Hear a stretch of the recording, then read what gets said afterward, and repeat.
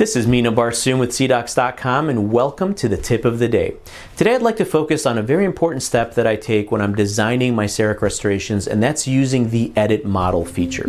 So when we're scanning in the acquisition phase, the prime scan is capturing about 1 million data points per second, and what it's doing is it's comparing all those data points with previous pieces of data and deciding what is artifact and what is not. So it's automatically scrubbing and cleaning the models as we capture them.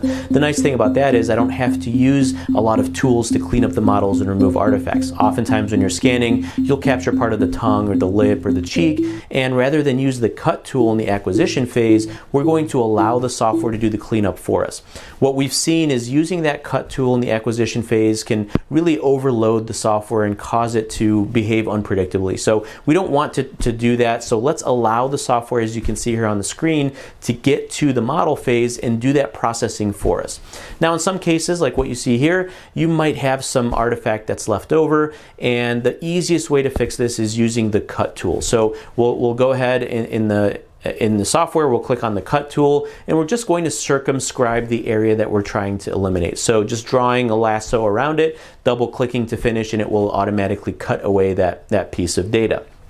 A couple of other nice features in the edit model phase. We do have a form tool available to us, so we can make some small edits and modifications to the model. So let's say, for example, we're doing a 3-unit bridge and we want to create a nice ovate pontic space in the tissue. I may go in with my edit model stage, and I can go in, as you can see here in the screen, and use that remove tool or even that form smooth tool. So it gives us a little bit of control over what we can do in the model.